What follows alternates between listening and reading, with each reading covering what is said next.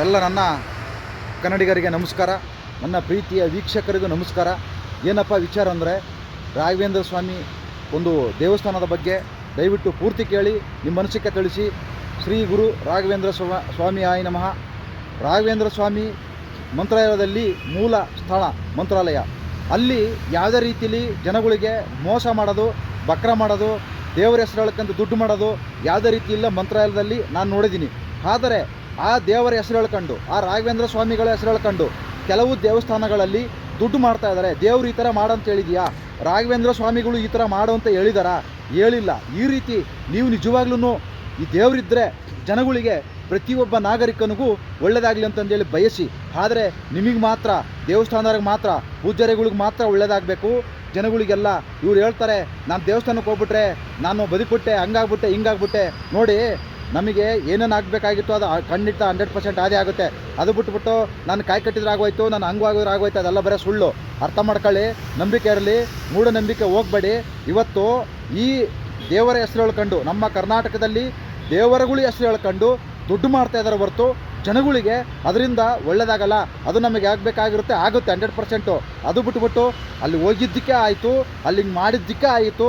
ಅದು ನಿಮ್ಮ ಮೂಢನಂಬಿಕೆ. ನಂಬಿಕೆ ಇರಬೇಕು. ದೇವರು, ನಾನು ಕೂಡ ಎಲ್ಲ ದೇವ್ರಿಗೂ ಕೈ ಮುಗಿತೀನಿ, ನಾನು ಕೂಡ ದೇವಸ್ಥಾನಕ್ಕೆ ಹೋಗ್ತೀನಿ, ಕೈ ಮುಗಿತೀನಿ. ಆದರೆ ಈ ಥರ ದೇವರಿಗೆ ತುಪ್ಪ ಹಾಕೋ, ಮೊಸರು ಹಾಕೋ, ಬೆಣ್ಣೆ ಹಾಕೋ, ಇದೆಲ್ಲ ಮಾಡಲ್ಲ. ಅದು ಅವಶ್ಯಕತೆ ಇಲ್ಲ.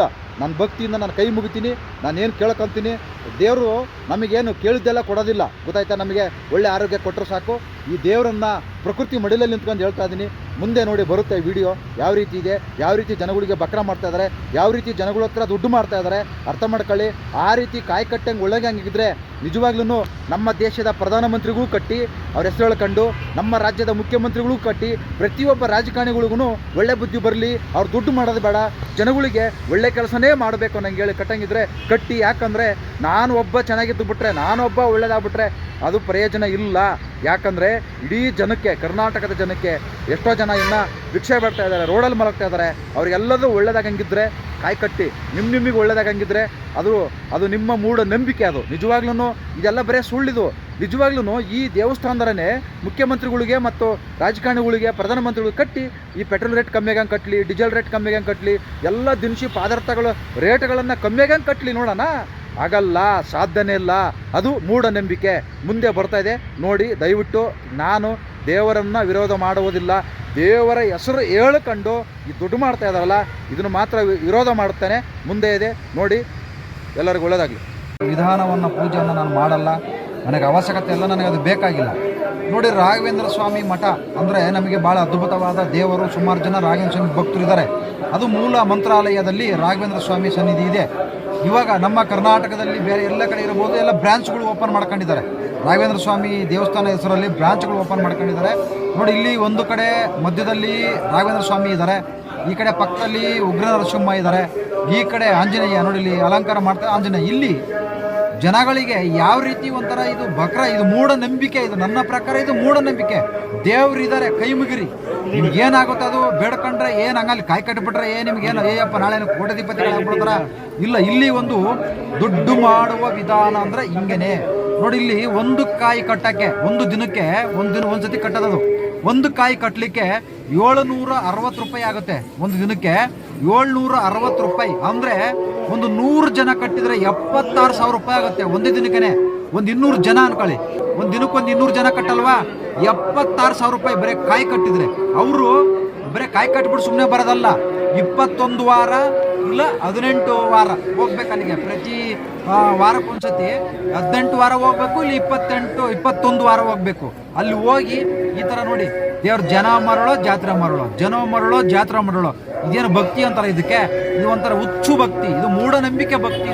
ಇದು ನಿಜವಾಗ್ಲೂ ಈ ಥರ ನಾನು ಇದುವರೆಗೂ ಯಾವ ದೇವಸ್ಥಾನದಲ್ಲೂ ಈ ಥರ ಈಯಪ್ಪ ಹಿಂಗೆ ಜನಗಳು ಇಷ್ಟೊಂದು ಬಕ್ರಗಳು ಆಗ್ತಾ ಇದಾರ, ಇಷ್ಟೊಂದು ಮೂಢನಂಬಿಕೆ ಬಿದ್ದೋಗಾರ. ಇಷ್ಟು ಶತಮಾನ ಆದರೂ ಕೂಡ ದೇವರಿದನ ಕೈ ಮುಗಿರಿ. 760 ರೂಪಾಯಿ ಒಂದು ಕಾಯಿ, ಒಂದು ತೆಂಗಿನಕಾಯಿಗೆ 760 ರೂಪಾಯಿ ಅಂದರೆ ಒಂದು ದಿನಕ್ಕೆ ಸುಮಾರು ಒಂದು 200 ಜನ ಕಟ್ಟಿದ್ರೆ ಎಷ್ಟಾಗುತ್ತೆ? ಲಕ್ಷ ರೂಪಾಯಿ ಮೇಲಾಗುತ್ತೆ. ಇವರು ಆಮೇಲೆ ಪ್ರತಿ ವಾರ ಬರಬೇಕಂತೆ. ಪ್ರತಿ ಒಂದು ವಾರ ಬಂದಾಗ ಅವಾಗ 450 ರೂಪಾಯಿ ಕೊಡಬೇಕಂತೆ. ಒಬ್ಬ ವ್ಯಕ್ತಿ ಒಬ್ಬ ವ್ಯಕ್ತಿಯಿಂದ 10,210 ರೂಪಾಯಿ ಆಗುತ್ತೆ. ಒಬ್ಬ ವ್ಯಕ್ತಿ 21 ವಾರ ದೇವಸ್ಥಾನಕ್ಕೆ ಬರೋದು, ಒಂದು ತೆಂಗಿನಕಾಯಿ ಕಟ್ಟೋದು ಅಂದ್ರೆ 10,200 ರೂಪಾಯಿ ಆಗುತ್ತೆ. ನೋಡಿ ಎಷ್ಟು ತೆಂಗಿನಕಾಯಿ ಕಟ್ತಾ ಇದಾರೆ ಪಾಪ. ಎಂತ ಮೂಢ ಭಕ್ತರು ನೋಡಿ ಹೆಂಗ್ ಕೂತವ್ರೆ ತೆಂಗಿನಕಾಯಿ ಕಟ್ಟಲಿಕ್ಕೆ. ತೆಂಗಿನಕಾಯಿಯನ್ನ ಬಟ್ಟೆ ಒಳಗಡೆ ಇಟ್ಟು ಕಟ್ಟಿ ಪೂಜೆ ಮಾಡಿ ಅದೇನೋ ಮಂತ್ರಾರ್ಥ ಹೇಳಿ ಅಷ್ಟೇ. ಏನೇನು ಈ ತರ ಆಗಂಗಿದ್ರೆ ರೀ, ಇಡೀ ಜನಗಳನ್ನ ಕರ್ಕೊಂಬಂದು ತೆಂಗಿನಕಾಯಿ ಕಟ್ಸಿ ಅವ್ರಿಗೆಲ್ಲ ಕೋಟ್ಯಾಧಿಪತಿಗಳನ್ನು ಮಾಡ್ಬೋದು, ಅವ್ರಿಗಿರೋ ಬರೋ ಕಾಯಿಲೆಗಳನ್ನೆಲ್ಲ ಮಾಡ್ಬೋದು. ಈ ತರ ಜನಗಳು ಇದು ಒಂಥರ ಬಕ್ರ ಮಾಡ್ದಂಗೆ. ಇದು ಒಂದು ದುಡ್ಡು ಮಾಡುವ ದಂಧೆ ಇದು. ಎಲ್ಗಾರ ಬರ್ರಿ ಹೋರಾಟಕ್ಕೆ ಬನ್ನಿ ಅಂದ್ರೂ ಬರಲ್ಲ. ಇಲ್ಲಪ್ಪ ನಾನು ಆ ದೇವಸ್ಥಾನಕ್ಕೆ ಹೋಗ್ಬೇಕು, ಈ ದೇವಸ್ಥಾನಕ್ಕೆ ಹೋಗ್ಬೇಕು.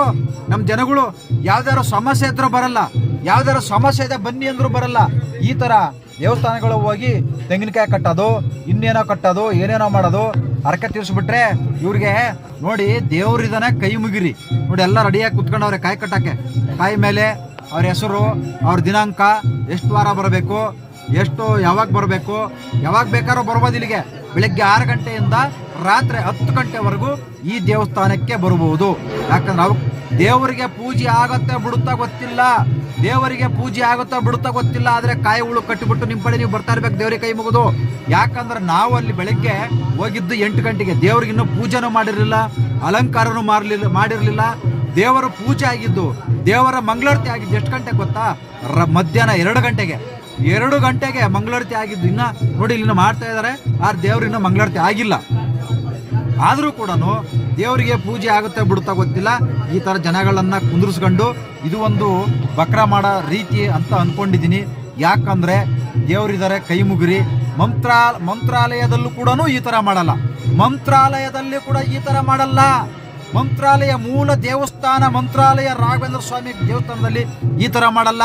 ಎಚ್ಚರಿಕೆ.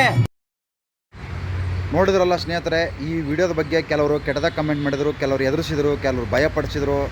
ಏನೂ ಮಾಡೋಕ್ಕಾಗಲ್ಲ. ನಾನು ದೇವ್ರ ಮೇಲೆ ನಂಬಿಕೆ ಇದೆ, ದೇವ್ರನ್ನ ನಂಬ್ತೀನಿ. ಅದು ಬಿಟ್ಬಿಟ್ಟು ಇಂಥ ಮೂಢನಂಬಿಕೆಗಳನ್ನ ನಂಬಲ್ಲ. ಇಂಥ ದೊಡ್ಡ ಬೆದರಿಕೆಗಳಿಗೆಲ್ಲ ಎದುರಮಗಲ್ಲ. ಯಾವುದೇ ಕಾರಣಕ್ಕೂ ಎದುರೋನಲ್ಲ. ಎದುರೋದಕ್ಕೆ ಮತ್ತೆ ಈ ವಿಡಿಯೋ ಮಾಡಿ ಹಾಕಿದ್ದೀನಿ. ಡಿಲೀಟ್ ಮಾಡಿ ಅಂತ ಹೇಳಿಸಿದ್ರು, ಅದನ್ನು ಮಾಡಿದ್ದೆ. ತಿರ್ಗಾ ಈಗ ಮತ್ತೆ ಹಾಕಿದ್ದೀನಿ. ಇನ್ನೂ ಮಾಡಿ ಹಾಕ್ತಾನೆ ಇರ್ತೀನಿ. ದೇವರ ಹೆಸರು ಹೇಳಕ್ಕಂದು ದುಡ್ಡು ಮಾಡೋದು ನಿಲ್ಲಿಸಿ. ಜನಗಳಿಗೆ ಒಳ್ಳೇದು ಮಾಡೋಂಗಿದ್ರೆ ಮಾಡಿ. ಇಲ್ಲ ಅಂದರೆ ಇದು ಮೂಲ ಸ್ಥಳ ರಾಘವೇಂದ್ರ ಸ್ವಾಮಿ ಮಂತ್ರಾಲಯದಲ್ಲೇ ಇಲ್ಲ. ಇಲ್ಲಿ ನೀವು ದುಡ್ಡು ಮಾಡೋದಕ್ಕೆ ಮಾಡ್ಕೊಂಡಿರೋದು ಇದೆಲ್ಲ ಬಿಟ್ಬಿಡಿ. ಇದೆಲ್ಲ ಗಿರ್ಸೋದೆಲ್ಲ ನನ್ನ ಹತ್ರ ಇಟ್ಕೋಬೇಡಿ. ಎದುರಿಸೋದು ಅವಶ್ಯಕತೆ ಇಲ್ಲ. ನಾನು ಈ ದುಡ್ಡು ಮಾಡೋಕ್ಕೋಸ್ಕರ ವಿಡಿಯೋ ಮಾಡ್ತಾಯಿಲ್ಲ. ಜನಗಳಿಗೆ ಒಂದು ಒಳ್ಳೆ ಮೆಸೇಜ್ ಕೊಡಬೇಕು, ಒಳ್ಳೆ ಸಂದೇಶ ಕೊಡಬೇಕು. ಅದಕ್ಕೋಸ್ಕರ ಈ ವಿಡಿಯೋ ಮಾಡ್ತಾಯಿದ್ದೀನಿ. ಯಾವ ರೀತಿಯವ್ರು ತಗೋಬೋದು. ಎಲ್ಲರೂ ಒಳ್ಳೆಯದಾಗಲಿ. ನಮಸ್ಕಾರ. ಜೈ ರಾಘವೇಂದ್ರ ಸ್ವಾಮಿಗಳೇ.